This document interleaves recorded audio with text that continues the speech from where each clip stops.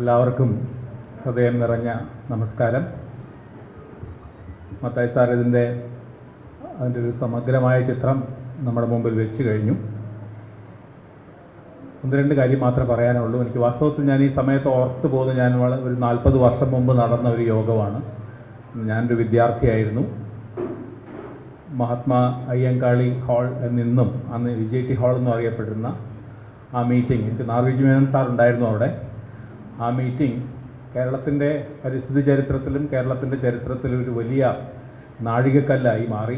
അന്ന് പങ്കെടുത്തവർക്ക് അതിൻ്റെ പ്രാധാന്യം അത്ര മനസ്സിലായിരുന്നില്ല. പക്ഷേ ആ സമ്മേളനം, ആ യോഗമാണ് കേരളത്തിൽ കവികളുടെ ഒരു വലിയ സംഘത്തെ പരിസ്ഥിതിക്ക് വേണ്ടിയും സൈലൻറ്റ് വാലിക്ക് വേണ്ടിയുമൊക്കെ മുന്നിലേക്ക് ആനയിച്ചത്. മറക്കാനാവാത്ത ആ യോഗം വാസ്തവത്തിൽ അന്ന് നമ്മളോടൊപ്പം ഉണ്ടായിരുന്നു. അന്ന് ഈ മലയാളിക്ക് പരിസ്ഥിതി എന്താണെന്നും വികസനവും പരിസ്ഥിതിയും തമ്മിലുണ്ടായിരിക്കേണ്ട ബന്ധത്തിൻ്റെ സവിശേഷതകളെക്കുറിച്ചൊന്നും അത്ര ബോധമില്ലാതിരുന്ന ഒരു കാലത്താണ് NV കൃഷ്ണവാര്യർ, സഗതകുമാരി, NV കുറുപ്പ്, കടമ്മനിട്ട രാമകൃഷ്ണൻ, വിഷ്ണുനാരായണ നമ്പൂതിരി, വിനയചന്ദ്രൻ, ഇങ്ങനെ പേര് പറയുമ്പോൾ വൈലോപ്പള്ളി ശ്രീധരൻ അതിന് വന്നിരുന്നില്ല. പക്ഷേ അദ്ദേഹം അതിൻ്റെ ഒരു പ്രധാനപ്പെട്ട സഹായിയെയും പ്രോത്സാഹനമായിട്ടും അദ്ദേഹം ഉണ്ടായിരുന്നു.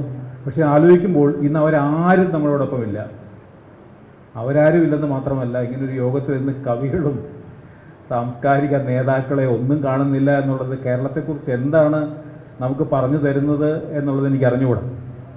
ഒരു പക്ഷേ പക്ഷേ അതിൽ നിന്ന് വ്യത്യസ്തമായിട്ട് അന്ന് സൈലൻറ്റ് വാലി കുറേ പരിസ്ഥിതി വിദഗ്ധരുടെയും കവികളുടെയും ഒക്കെ മാത്രമുള്ളൊരു വിഷയം, അവർക്ക് മാത്രം അറിയുന്ന വിഷയമായിരുന്നു പരിസ്ഥിതി വിഷയം തന്നെ.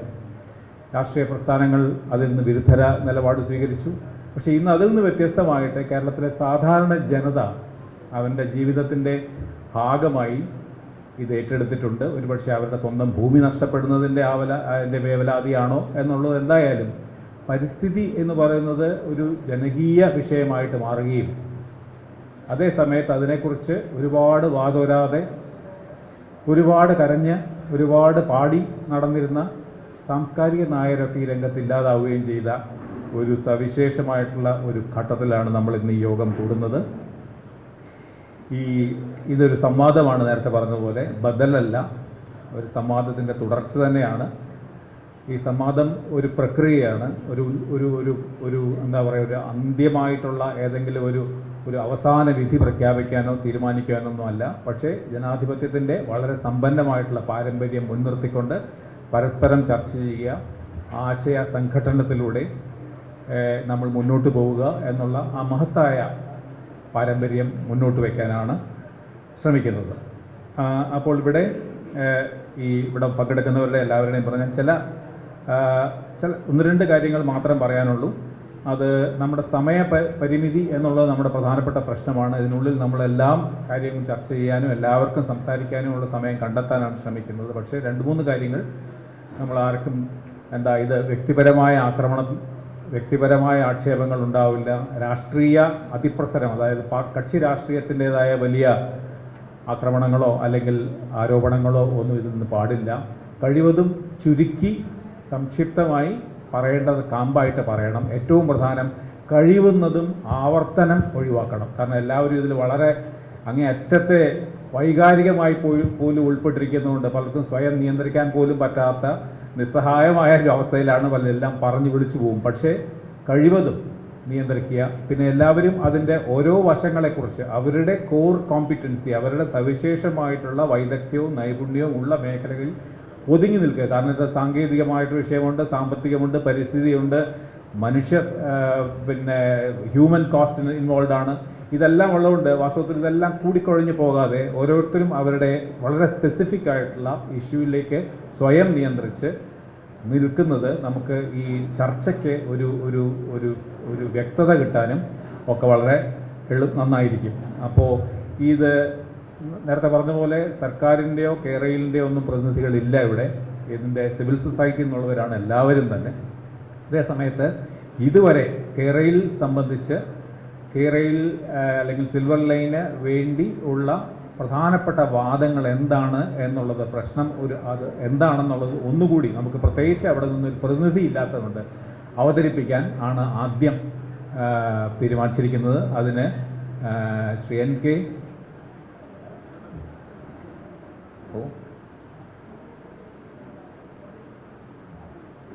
ഓക്കെ. അപ്പോൾ ഇതിനൊരു സംഘാടകരുടെ പ്രധാനപ്പെട്ട ഒരു നിർദ്ദേശം, ഇത് മൊബൈലിൽ റെക്കോർഡ് ചെയ്യരുത് എന്നുള്ളതാണ് അഭ്യർത്ഥന.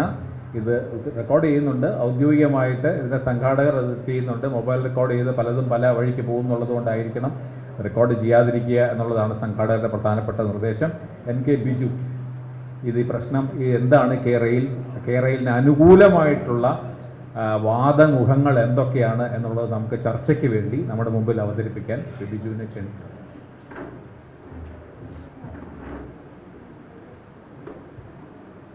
ഈ ജനകീയ സംവാദത്തിൻ്റെ ബഹുമാന്യനായ മോഡറേറ്റർ MG രാധാകൃഷ്ണൻ സാർ, ഇവിടെ വേദിയിൽ കേരളിനെ അനുകൂലിച്ചും പ്രതികൂലിച്ചും ചർച്ചയിൽ പങ്കെടുക്കുവാൻ എത്തിയിട്ടുള്ള ബഹുമാന്യ വ്യക്തിത്വങ്ങളെ,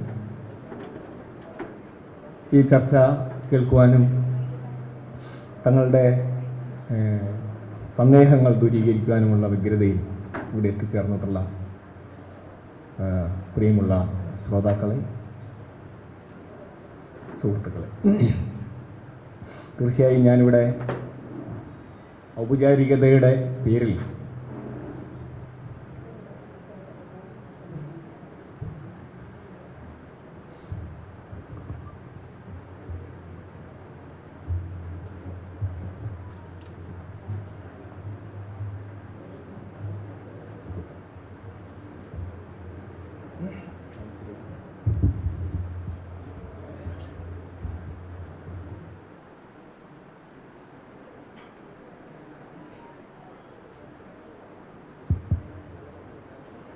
ഔപചാരികതയുടെ പേരിലാണ്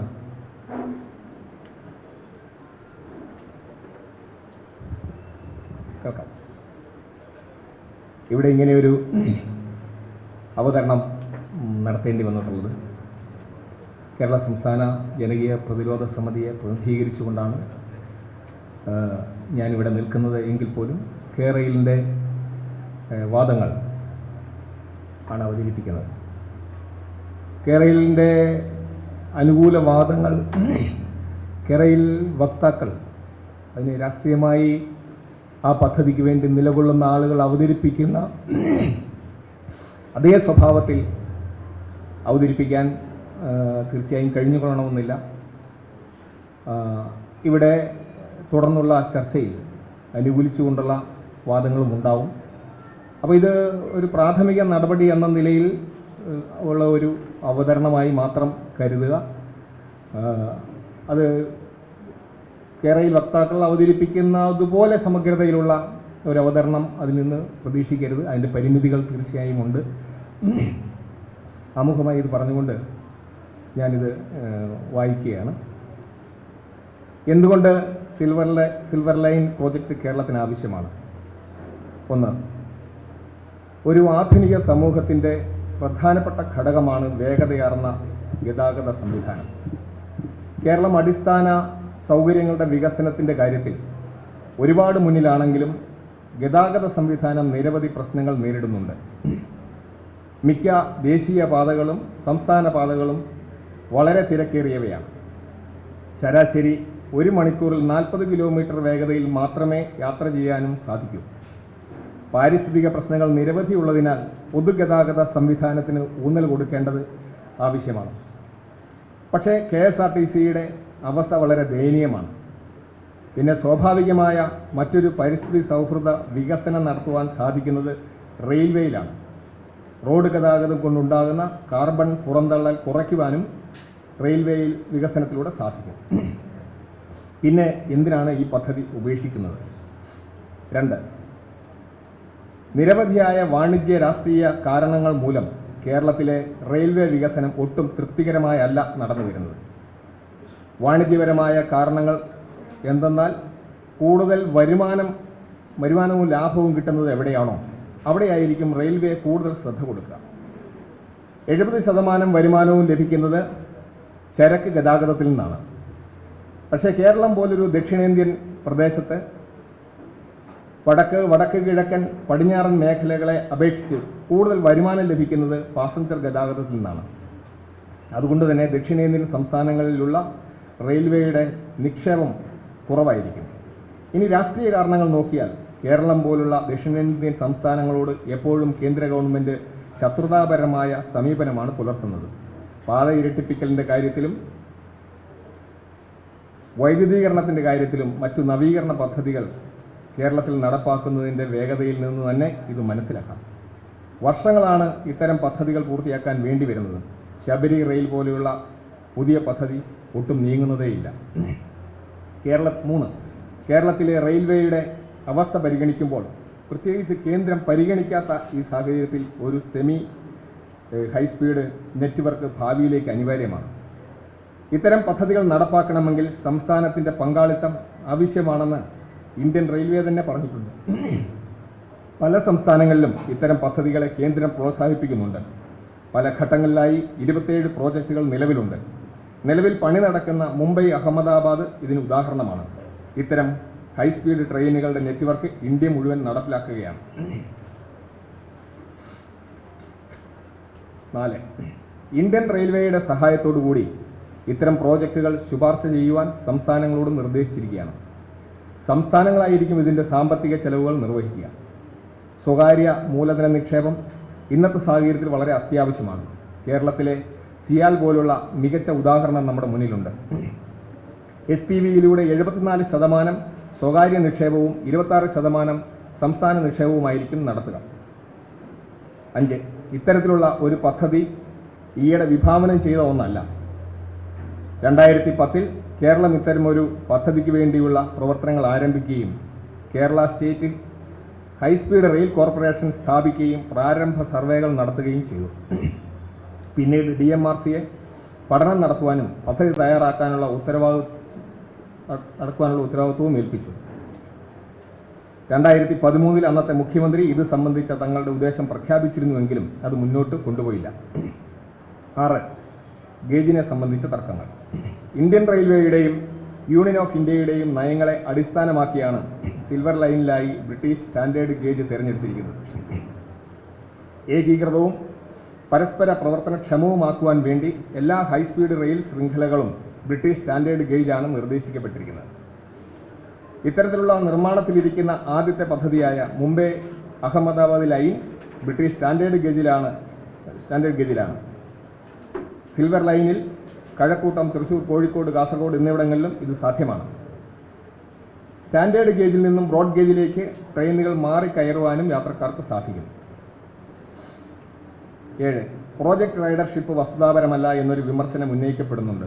സിസ്റ്റ റൈഡർഷിപ്പ് സർവേകൾ നടത്തുകയും ഈ ഫിഗർ കണ്ടെത്തുകയും ചെയ്തിട്ടുണ്ട്. പോരാത്തതിന് DPRൽ കാണിച്ചിരിക്കുന്ന റൈഡർഷിപ്പ് ഡേറ്റ തന്നെയാണ് E. ശ്രീധരൻ നയിക്കുന്ന DMRC തയ്യാറാക്കിയിരിക്കുന്നത്. 8. ലോകമെമ്പാടും ഇത്തരം ബൃഹത്തായ പദ്ധതികളുടെ ഡിസൈനും നിർവഹണവും നടത്തുന്ന വിദഗ്ധരടങ്ങുന്ന സിസ്റ്ററയാണ് 63,400 കോടി രൂപ മുടക്കിയുള്ള പ്രോജക്റ്റ് എസ്റ്റിമേറ്റ് തയ്യാറാക്കിയിരിക്കുന്നത്. ഏതൊരു പ്രോജക്റ്റിലും പ്രാരംഭ എസ്റ്റിമേറ്റ് വർദ്ധിപ്പിക്കാൻ കഴിയും. അത് പിന്നീട് മാറിയേക്കാം. അതുകൊണ്ട് ഒരു പ്രോജക്റ്റിനെ ഉപേക്ഷിക്കാൻ സാധിക്കില്ല. സാമ്പത്തിക വരുമാന നിരക്ക് വ്യത്യാസപ്പെടാം. എന്നാൽ സംസ്ഥാനത്തിൻ്റെ സമ്പദ് വ്യവസ്ഥയുടെ ത്വരിതപ്പെടൽ പോലുള്ള സാമൂഹിക നേട്ടങ്ങളും പാരിസ്ഥിതിക നേട്ടങ്ങളും കണക്കിലെടുത്ത് മലിനീകരണം കുറയ്ക്കുന്നത് പോലെ അധിക ലാഭക്ഷമത പൊതുഗതാഗത പദ്ധതികൾ നടപ്പാക്കാൻ കഴിയില്ല. പല രാജ്യങ്ങളിലും പൊതുഗതാഗത സംവിധാനം ലാഭത്തിലല്ല ഓടുന്നത്. 9. വിമർശകരിൽ പലരും DPRൽ ചില പൊരുത്തക്കേടുകൾ അല്ലെങ്കിൽ ഡേറ്റയുടെ അഭാവം ചൂണ്ടിക്കാണിക്കുന്നു. കേരളയിലും സിസ്റ്ററയും ഇപ്പോഴും അത്തരം പോരായ്മകൾ പരിഹരിക്കുവാൻ എപ്പോഴും സന്നദ്ധരാണ്. ഇന്ത്യൻ റെയിൽവേയുടെയും യൂണിയൻ ഓഫ് ഇന്ത്യയുടെയും അഭിപ്രായങ്ങൾക്കും അംഗീകാരത്തിനുമായി ഞങ്ങൾ DPR സമർപ്പിച്ചിരുന്നു. 10. പാരിസ്ഥിതിക പ്രശ്നങ്ങൾ പലരും ഉയർത്തുന്നു എന്നുള്ളതിനാൽ പാരിസ്ഥിതിക ആഘാത പഠനം നടന്നുകൊണ്ടിരിക്കുകയാണ്. പ്രോജക്റ്റിൻ്റെ ഡിസൈനിൽ എന്തെങ്കിലും മാറ്റങ്ങളോ തിരുത്തലുകളോ ആവശ്യമാണെങ്കിൽ അതും ഉൾപ്പെടുത്തുന്നതായിരിക്കും. 11. ഭൂമിയും ഉപജീവന ഉപാധികളും നഷ്ടപ്പെടുന്നവർക്ക് 2013 നിയമപ്രകാരം അർഹമായ നഷ്ടപരിഹാരം നൽകും. ഇത് സംസ്ഥാന ഗവൺമെൻറ് തെരഞ്ഞെടുപ്പിന് സമയത്ത് അവതരിപ്പിച്ച അവരുടെ പ്രകടന പത്രികയിൽ അവതരിപ്പിച്ച് ജനങ്ങളുടെ അംഗീകാരം നേടിയ ഒരു പദ്ധതി എന്ന ഒരു രാഷ്ട്രീയമായ പിൻബലത്തിൻ്റെ അടിസ്ഥാനത്തിൽ കൂടിയാണ് ഈ വാദഗതികൾ കേരളയിൽ അനുകൂലികൾ ഉന്നയിച്ചിട്ടുള്ളത്. ഓക്കെ ബിജു, ഞാൻ മതി, അവസാനിപ്പിക്കുന്നു. നന്ദി ബിജു. നമ്മളിപ്പോൾ ചർച്ചയിലേക്ക് അല്ലെങ്കിൽ അതിൻ്റെ ഓരോരുത്തരുടെയും വിദഗ്ധരുടെ വാദങ്ങളിലേക്ക് പോവുകയാണ്. അപ്പോൾ ഒരു അഭ്യർത്ഥന, എല്ലാവരും 15 മിനിറ്റ് എന്നാണ് സംഘാടകർ നിർദ്ദേശിച്ചിരിക്കുന്നത്.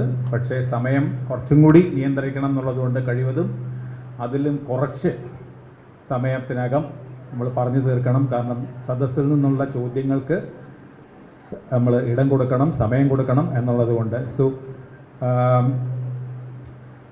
First I would like to invite Shri Alok Kumar Varma. I was just telling them that because of the constraints of time, we will have to limit ourselves to at the most 15 minutes.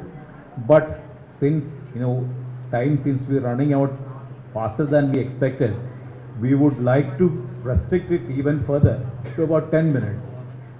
Since everybody is so passionately involved with the cause, it is likely that we may go ahead of ourselves. So I was telling everybody that we should get questions from them. You will have to answer to them. So let me invite you to address this audience. I think you got what he has already said, so we will be answering those issues also.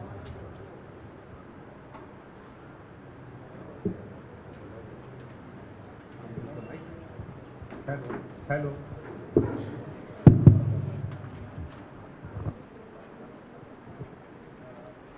Before I come to the topic, I will take just 2 minutes to explain why I had to turn down the invitation. I had to turn down the invitation for the first panel discussion. I am deeply concerned about the scale of disinformation by KRDCL. By which they are trying to misinform the public and I think the leadership also, the Chief Minister and the government. This same movement had invited me on 19th and 20th. I was in Thiruvananthapuram. That time they had tried that maybe Chief Secretary or some senior official would meet me and discuss with the issues. But that did not materialize. And that day on 19th night, this KRDCL issued a press release where it said that Alok Verma is here to mislead the people of Kerala about this developmental project. So I think it is hitting below the belt. So when I received this formal invitation, it was very clear that the state government was trying to distance itself from this panel discussion. The Secretary for Science and Technology, who was supposed to be the moderator, he was replaced by somebody else. The purpose was said to be to educate the people about the benefits of this project. So the purpose of panel discussion should be to discuss what is wrong with the DPR, not to educate people, because people will educate themselves, So I wrote an email to the Chief Secretary and I pointed out these points, but I received no reply. So under these circumstances, I had to turn down the invitation. But in my second email, I have written 7 articles, which are examining in detail the entire process of planning, the feasibility report and the DPR and all that. And I said that you please have these papers examined. They are quite detailed, full of facts. You have them examined and then we can have a discussion. So I was expecting that KRDCL will come and participate in this panel discussion. They have my articles. They could have found many mistakes in those articles and confronted me with those mistakes. But I find they are not here. I think that speaks a lot. So I will now start my talk.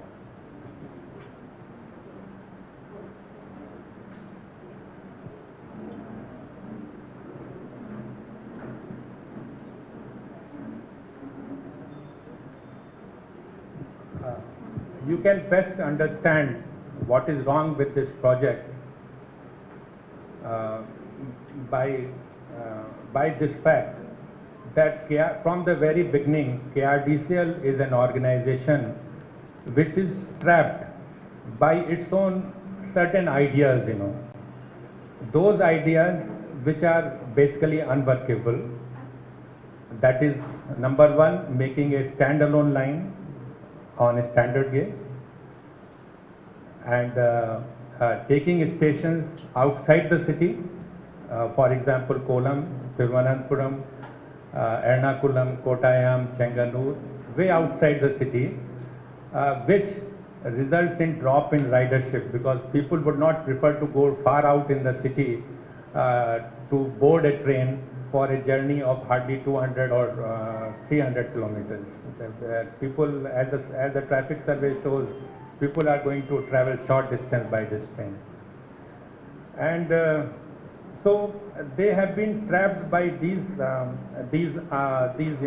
fixated by these ideas, and they were never able to really give up, even when confronted with all the facts, because Sistra had engaged me as the lead consultant to prepare the preliminary feasibility report. And yeah, you see, this preliminary feasibility report is a very important report. Here we examine the broad issues, the transportation in the state, what are the main features of this proposal, standalone and all these things, the urban situation in Kerala, the size of the cities and all these things. And this is where you examine whether it is worth carrying out a detailed feasibility study, because detailed feasibility studies can take more than 2 years and it can cost about 50 crore rupees. So preliminary feasibility report examines whether the idea is sound or not. So we found that this idea is not practicable, and we concluded by saying that you must go for a integrated line on broad gauge, and you must de-link real estate development.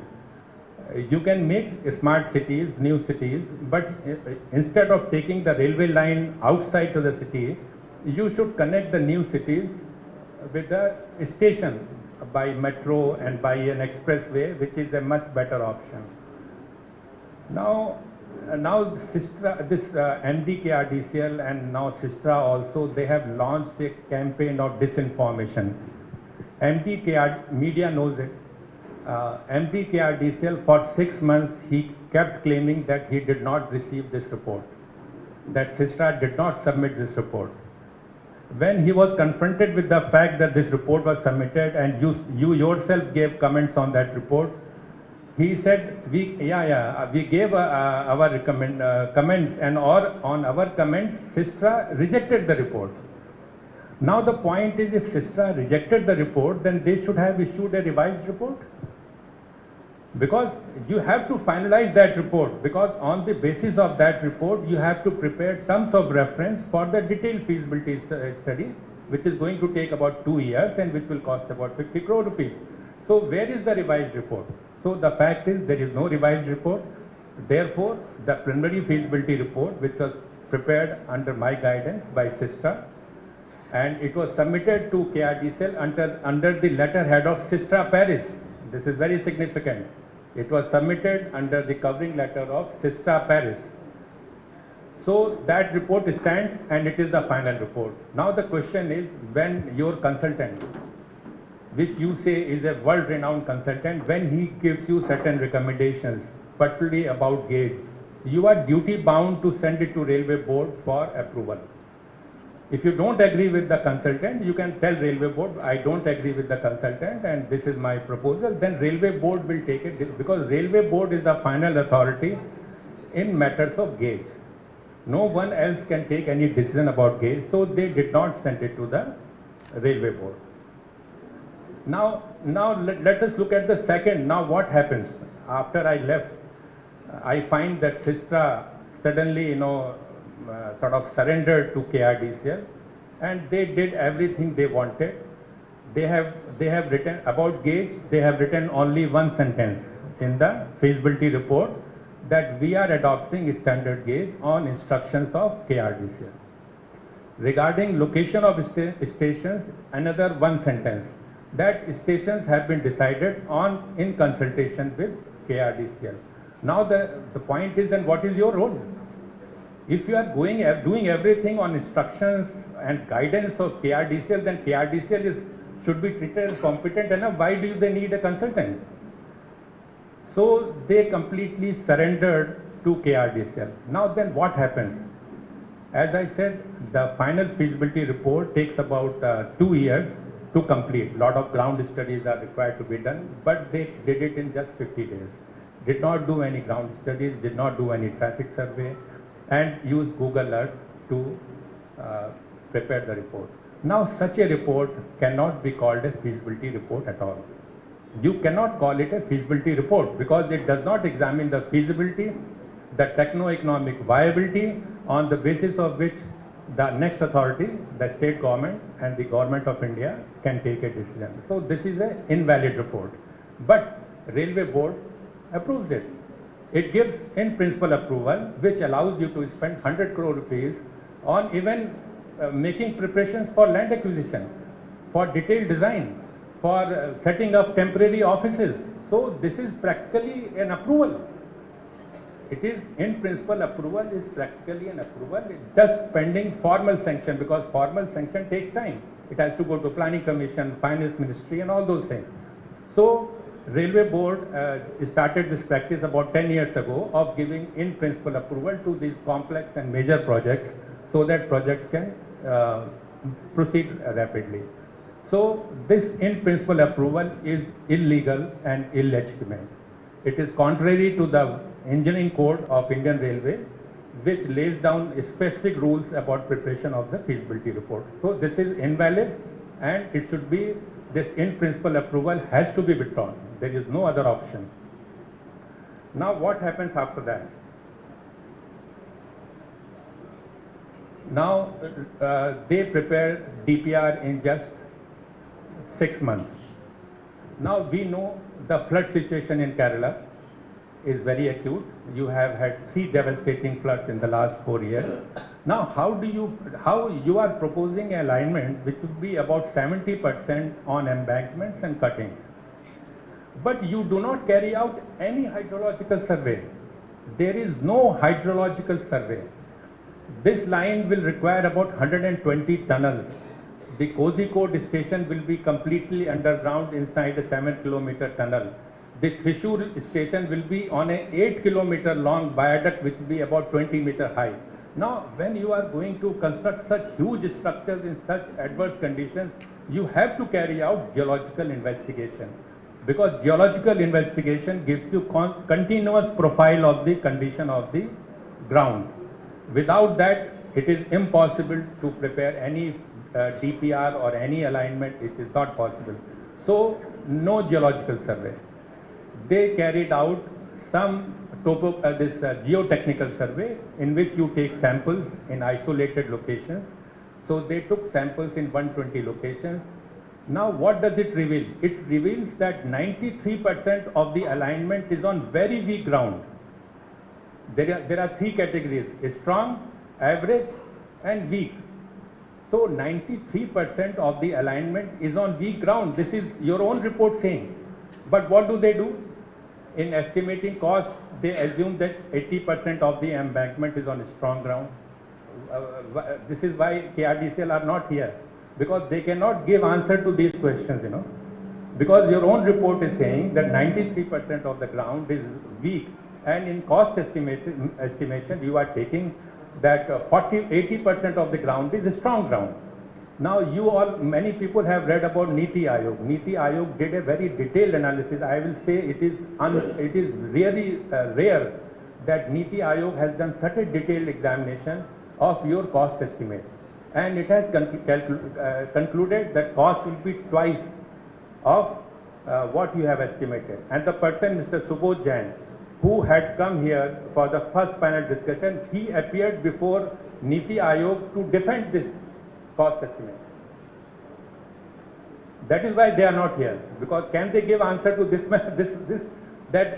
This man appeared before Niti Aayog to defend your cost estimate. Niti Aayog did not agree to this.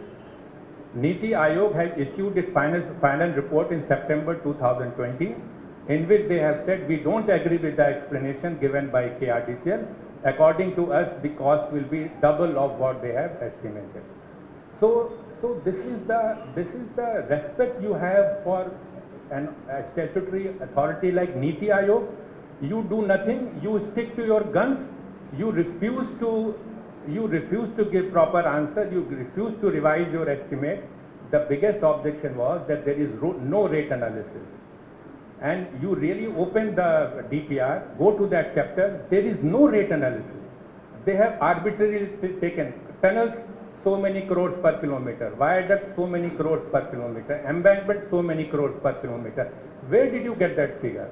Now, I have dealt with preliminary feasibility report. I know the condition in Kerala. I know the rates of a viaduct for Kochi Metro and other works of Southern Railway. I know all these things. I know that this is all arbitrary, and my estimate is that cost will not be less than 1.5 lakh crores. So this is how this whole project has been this thing. I will now conclude. Mr. Radhakrishnan is looking at the watch. Yeah. So I will conclude. My conclusion is this: you have an organization, KRDCL, which is trapped in unworkable ideas. It is trapped because it is helpless to throw away those ideas. Now they have got a general consultant whom in media is here. You see every release they will say French consultant, Paris-based consultant. I know, I was there, I was the team leader. I know who were the people whom Sistra has employed to carry out the work. None of them is from Paris or Europe, outside India. And more important, nobody has any experience of dealing with high speed or any speed more than 160 kmph. Nobody. And I will tell you same thing, feasibility report and DPR, it has been prepared by engineers, experts of Indian Railway who have no knowledge or experience of working on preparing alignments or feasibility reports for everything. So this is a huge problem which has created this fudged and fabricated DPR. Now you see, one more thing is, why are you trying to deny existence of this preliminary feasibility report? I mean, why are you, first 6 months you said, no, I didn't receive the report. Why did you not send it to Railway Board for decision gauge?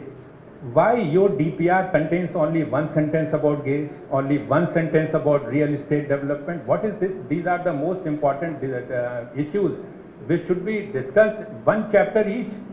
I mean, you have got 5,000 pages of DPR and you have only one sentence to justify gauge and only one sentence to locating the stations in this thing. And one more thing, the ridership survey, Mr. Subodh Jain himself admitted in the first panel discussion that you may get only 30,000 and they estimated 80,000. Now this is a killer.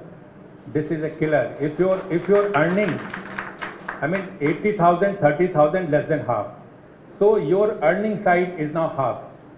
And he has said for the first 15 years, you may be able to meet only the expenses of operation and maintenance. So why should the state government spend 1.3 lakh crore according to Niti Aayog, 1.5 lakh crore according to me and other as I estimate, to make a line which will be used only for 5% of the people? The common man will have no use, because as Mr. RDG man had pointed out, asked Mr. Subodh Jain, the existing trains will not be able to go on that line. So common man has no use for this line. So I will conclude by saying that if you are going to spend so much of money to make such a challenging railway line, I have no hesitation in saying you have to divest KRDCL and Sistra from this whole project. They must be removed immediately from this project.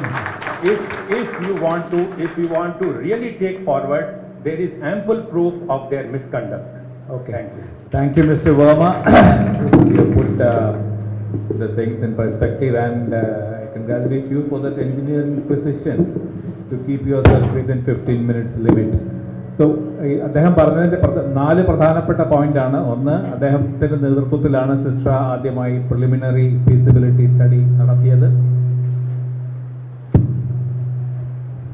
ആ പഠനമനുസരിച്ച് ഇത് പ്രായോഗികമല്ല എന്ന് വളരെ കൃത്യമായി ചൂണ്ടിക്കാണിച്ചിരുന്നു. വിശദമായ പഠനമാണ്. അതിൽ standard ഗേജിൻ്റെ issues പറഞ്ഞിരുന്നു. Railway stations location അത് ഇതിനകത്തുള്ള അതിൻ്റെ അപകടങ്ങളെപ്പറ്റി പറഞ്ഞിരുന്നു. പക്ഷേ യാതൊരു മറുപടിയും ഇല്ലാതെ അത് തള്ളിക്കളയുകയാണ് ചെയ്തതെന്ന് മാത്രമല്ല, റെയിൽവേ ബോർഡിന് അയക്കുക എന്നുള്ള ഒരു ഔപചാരികമായിട്ടുള്ള നടപടി പോലും നടത്തിയിരുന്നില്ല എന്നുള്ളത് സംഗതികൾ വളരെ സംശയാസ്പദമാക്കുന്നതിൻ്റെ പ്രധാനപ്പെട്ട കാരണമായി അദ്ദേഹം ചൂണ്ടിക്കാണിക്കുന്നു. പിന്നീട് ഫൈനൽ റിപ്പോർട്ട് തയ്യാറാക്കാൻ വേണ്ടി സിസ്ട്രയെ തന്നെ ചുമതലപ്പെടുത്തി. പാരീസ് ബേസ്ഡ് ആണ് സിസ്ട്ര എന്നുള്ള അവകാശവാദത്തോടെ. പക്ഷേ അദ്ദേഹം പറയുന്നത് അത് വെറും 50 ദിവസം കൊണ്ടാണ് വിശദമായ പഠനം തയ്യാറാക്കിയത്. അതിൽ വളരെ കാതലായ പ്രശ്നങ്ങൾ, ഉന്നയിക്കപ്പെട്ട പ്രശ്നങ്ങൾക്കൊന്നും തന്നെ കൃത്യമായ വിശദീകരണം ഉണ്ടായില്ല. ഗേജിനെ പറ്റിയൊക്കെയുള്ളത് വളരെ വളരെ 1-2 വരികളിൽ മാത്രമായിട്ട് അദ്ദേഹം അത് ഒതുക്കിയിരുന്നു. അങ്ങനെ സുപ്രധാനമായിട്ടുള്ള പ്രശ്നങ്ങൾ അതിനകത്ത് കൈകാര്യം ചെയ്തില്ല, അത് പരാമർശിക്കുക പോലും ചെയ്തില്ല, അതിൽ അഭിസംബോധന ചെയ്തിട്ടേയില്ല. ജിയോളജിക്കൽ സർവേ പോലെ ഒരു സംഗതി നടത്തണം എന്നുള്ളത് ഇങ്ങനത്തെ ഒരു കാര്യത്തിൽ വളരെ അത്യന്താപേക്ഷിതമാണ്. പ്രത്യേകിച്ച് ഭൂമിയുടെ ആയിട്ട് ബന്ധപ്പെട്ടതായതുകൊണ്ട് അത് നടത്തിയിട്ടില്ല. കോസ്റ്റ് സംബന്ധിച്ച്, അതിൻ്റെ ചെലവ് സംബന്ധിച്ചുള്ള അവകാശവാദങ്ങൾ യാതൊരു യാഥാർത്ഥ്യത്തിനും നിരക്കാത്തതാണ്. നീതി ആയോഗിൻ്റെ കണക്കനുസരിച്ച് തന്നെ 1.3 കോടിയാവും, 3 ലക്ഷം കോടിയാകുന്നു. വസ്തുത അദ്ദേഹത്തിൻ്റെ കണക്കനുസരിച്ച് അതിൽ 1.5 ലക്ഷം കോടി വരെ അതിൻ്റെ ചെലവ് വർദ്ധിക്കാമെന്ന് പറയുന്നു. അതിൽ റേറ്റ് അനാലിസിസ് എന്ന് പറയുന്ന ചില പ്രാഥമികമായിട്ടുള്ള പരിപാടികളുണ്ട് കണക്കുകളിൽ എത്തണമെങ്കിൽ, അതുപോലും ആ പഠനത്തിലൊന്നും നടത്തിയിട്ടില്ല.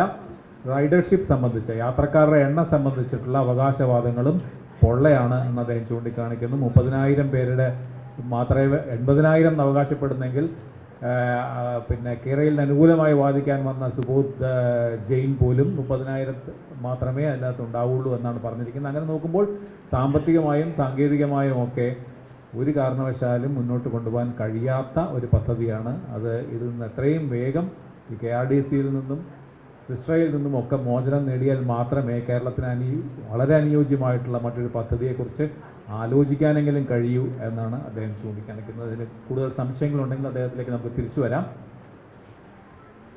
ശ്രീ കുഞ്ചറിയ അദ്ദേഹം കഴിഞ്ഞ ചർച്ചയിൽ പങ്കെടുത്തതാണ്. Thank you sir.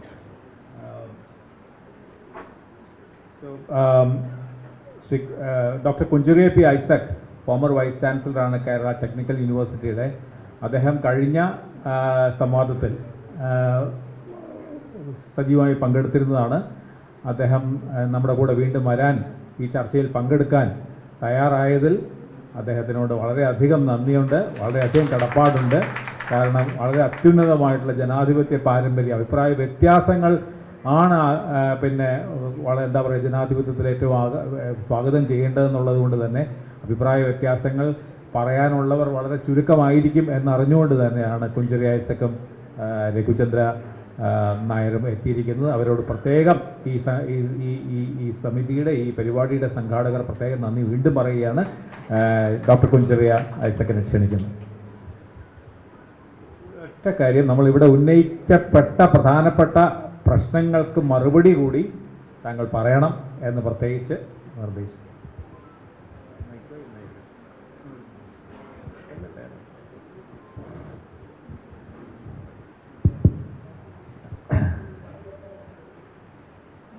ഏറ്റവും ബഹുമാനമുള്ള പാനലിസ്റ്റ്, മോഡറേറ്റർ, ഇന്ന് ഇവിടെ സന്നിഹിതരായിരിക്കുന്ന ഇതിനെപ്പറ്റി, കേരളിനെ പറ്റി കേൾക്കാനും അറിയാനും സംവാദിക്കാനും എത്തിയ ഏവരുമേ, ഞാൻ എന്തുകൊണ്ട് ഈ ചർച്ചയിൽ വന്നു എന്ന് ഞാൻ ആദ്യമേ പറയാം. അത് ഞാൻ കഴിഞ്ഞ പ്രാവശ്യവും കഴിഞ്ഞ ചർച്ചയിലും പറഞ്ഞതാണ്. അത് ഞാനൊരു ട്രാൻസ്പോർട്ടേഷൻ എഞ്ചിനീയറാണ്. എങ്ങനെ ആയിരിക്കണം കേരളത്തിൻ്റെ റോഡും റെയിലും അല്ലെങ്കിൽ ഗതാഗതത്തിൻ്റെ വികസനം എങ്ങനെ ആയിരിക്കണം എന്ന ഒരു കാഴ്ചപ്പാട് എനിക്കുണ്ട്. ആ കാഴ്ചപ്പാടിൽ നിന്നുകൊണ്ടാണ് ഞാൻ സംസാരിക്കുന്നത്. എനിക്ക് ഈ പറഞ്ഞ പോലെ ഇത് ആദ്യമേ തന്നെ എനിക്കൊരു ഇതൊരു അപ്പോൾ റെയിൽവേ ബോർഡ് പറയണത് ഇത് DPR എന്നാണ്. ഞാനിതിനെ DPR എന്ന് ഒരിക്കലും വിളിക്കൂല. It is only a feasibility report. But railway പാർലറിൽ ഇത് DPR ആണ്. I think they will all agree to that point that this is a DPR. I will not agree that this is a DPR. When I say DPR, that is a project report which contains drawings, design, drawings and estimates. It's a feasibility report.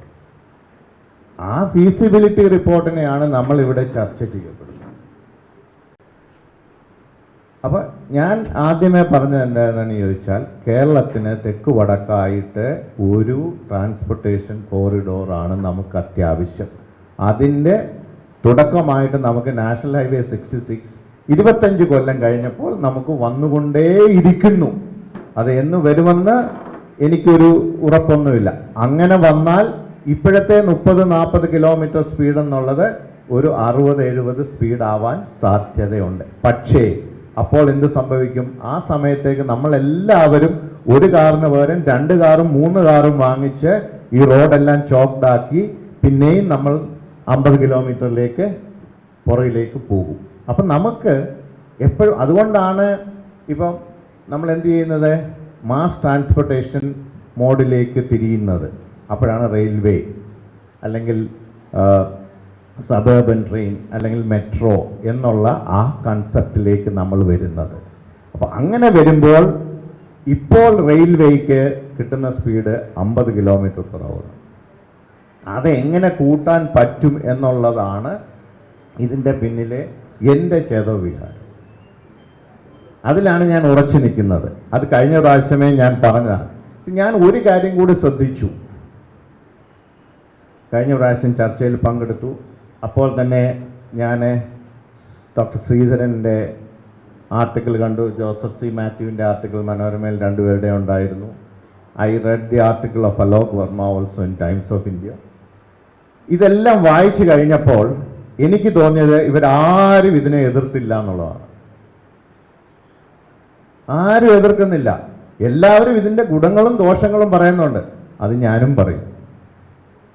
നമുക്ക് ഈ ഗുണവും ദോഷവും ഒക്കെ തീർത്ത് ഒരു നല്ല ഗതാഗത സംവിധാനം ഇവിടെ ഉണ്ടാവണ്ടേ എന്നാണ് എൻ്റെ ചോദ്യം. അതോ 30-40 കിലോമീറ്ററിൽ പോയാൽ മതിയോ? പഴയ പോലെ എന്തിനു വാട്ടർ സപ്ലൈ സിസ്റ്റം കിണറ്റിൽ നിന്ന് വെള്ളം കോരി കുടിച്ചാൽ പോരെ? നമുക്ക് ഒരു ഇക്കണോമിക് ഡെവലപ്മെന്റ് ഉണ്ടാവാനായിട്ട് ആദ്യമായിട്ടുണ്ടാവേണ്ടത് ഒരു ഗതാഗത സംവിധാനമാണ്. അപ്പം ആദ്യം കോഴിയാണോ മുട്ടയാണോ ഉണ്ടായെന്നുള്ള ഒരു ചോദ്യമുണ്ട് എപ്പോഴും. അപ്പം ആദ്യം ഗതാഗത സംവിധാനം ഉണ്ടാകണം. അതിനെപ്പറ്റിയൊക്കെ ഞാൻ വളരെ വിശദമായിട്ട് കഴിഞ്ഞ പ്രാവശ്യം പറഞ്ഞു. അതിലേക്കൊന്നും ഞാനിപ്പം പോകുന്നില്ല. കഴിഞ്ഞ പ്രാവശ്യം പറഞ്ഞത് എന്താണെന്ന് ഞാൻ എക്സാമ്പിൾ സഹിതമാണ് ഒരു ട്രാൻസ്പോർട്ടേഷൻ സിസ്റ്റത്തിൻ്റെ ഇതിൽ നിന്നുകൊണ്ട് ഇതൊക്കെ ഞാൻ അവതരിപ്പിച്ചത്. അത് അന്നേരം തന്നെ മേനോൻ സാർ എന്നോട് പറഞ്ഞു, സാർ എൻ്റെ ഗുരുവാണ്, എൻ്റെ ബോസായിരുന്നു എന്ന് ഞാൻ കഴിഞ്ഞ പ്രാവശ്യം പറഞ്ഞു. സാറും അത് തന്നെയാണ് പറഞ്ഞത്. ഞാൻ പറഞ്ഞത് എന്താണെന്ന് ചോദിച്ചാൽ, നമുക്കൊരു ഗതാഗത സംവിധാനം ഉണ്ടാകണം. അതിന് നിങ്ങൾ ഉപയോഗിച്ച സിസ്റ്ററേക്കാണോ കുഴപ്പം, കേരള കോർപ്പറേഷനാണോ കുഴപ്പമൊന്നുമല്ല. അതൊക്കെ പരിഹരിച്ച് നല്ല രീതിയിലാക്കാൻ പറ്റുമോ? ഇവിടെ ഏറ്റവും വലിയ ഒരു പ്രോബ്ലമായിട്ട് ഞാൻ ഇതിനകത്ത് കണ്ടു. കഴിഞ്ഞ പ്രാവശ്യം ഞാൻ പറഞ്ഞ 2 പോയിന്റ് ഉണ്ട്. അത് ആദ്യം പറയാം. 2 പ്രോബ്ലം.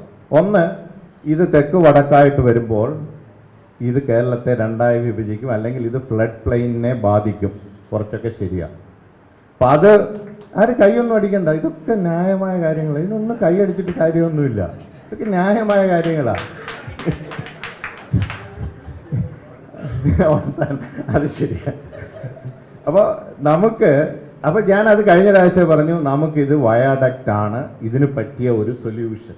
ഇത് കഴിഞ്ഞ പ്രാവശ്യം ഞാൻ പറഞ്ഞതാണ്. വയാഡക്റ്റ് എന്ന് പറഞ്ഞാൽ ബ്രിഡ്ജ് പോലെ ഇരിക്കും. ബ്രിഡ്ജിന്, അതായത് നദിക്ക് കുറുകെ പണിയുമ്പോൾ അതിനെ ബ്രിഡ്ജ് എന്ന് പറയും, പാലം എന്ന് പറയും. മറ്റേതാണെങ്കിൽ വയാഡക്റ്റ് എന്ന് പറയും. ഇല്ല, മേൽപ്പാലം എന്നോ വല്ലതും വിളിക്കാം. അപ്പോൾ വയാഡക്റ്റ് വന്നാൽ 2 ഗുണമുള്ളത്. നിങ്ങൾക്ക് ലാൻഡ് കുറച്ച് മതി, അടിയിലുള്ള ലാൻഡിൽ കൂടെ നിങ്ങൾക്ക് എന്ത് വേണമെങ്കിൽ ചെയ്യാം. അപ്പോൾ ഞാനിത് കാൽക്കുലേറ്റ് ചെയ്ത് നോക്കി. ഞാനിത് ഇപ്പോൾ ഉള്ളത് തെറ്റാണെന്നൊക്കെ മിസ്റ്റർ അലോക് വർമ്മ പറഞ്ഞാലും അതൊന്നും എനിക്കറിയത്തില്ല, ഞാൻ അതിനെപ്പറ്റി ഒന്നും പറയുന്നില്ല. അതായത് ഇതിൽ 12 കിലോമീറ്റർ ടണലാണ്, 25 കിലോമീറ്റർ ടണൽ പോലെ ഇരിക്കും, കട്ട് ആൻഡ് കവർ എന്ന് പറയും. വയാഡക്റ്റ് ഇപ്പോൾ 88 കിലോമീറ്ററാണ്, കട്ടിങ് 100 കിലോമീറ്ററാണ്, പിന്നെ പോയിട്ട് 300 കിലോമീറ്ററാണ് എംബാങ്ക്മെന്റ്, അതായത് പൊക്കി പണിയുന്നത്. അതാണ് ഈ ഒരു ഭിത്തി പോലെ ആവുമെന്ന് പറയണത്. ശരി തന്നെ. അപ്പോൾ ഈ 300 കിലോമീറ്റർ എല്ലാം ഒന്നും വയാഡക്റ്റ് ആക്കണമെന്ന് എനിക്ക് തോന്നുന്നില്ല. 200 ആക്കിയാൽ മതിയാകും എന്നേ എനിക്കിപ്പോൾ പറയാൻ പറ്റത്തുള്ളൂ. ഇതൊക്കെ വിദഗ്ധമായ പഠനം നടത്തിയെങ്കിൽ മാത്രമേ നമുക്ക് പറയാൻ പറ്റത്തുള്ളൂ. അപ്പോൾ അങ്ങനെ വന്നാൽ 200 കിലോമീറ്റർ ഇന്നത്തെ ഇവരുടെ ഈ പറഞ്ഞിരിക്കുന്ന എസ്റ്റിമേറ്റ് പ്രകാരം പണിയണമെങ്കിൽ 6000 കോടിയേ കൂടുതലാവുള്ളൂ. പ്രോബ്ലത്തിന് സൊല്യൂഷനായോ? അത്രേ ഉള്ളൂ. നമ്മൾ ആലോചിക്കണം, നമ്മൾ എന്തിനെയാണ് പ്രതിരോധിക്കുന്നത്, എന്താണ് നമ്മൾ ചെയ്യുന്നതെന്ന് ആലോചിക്കണം.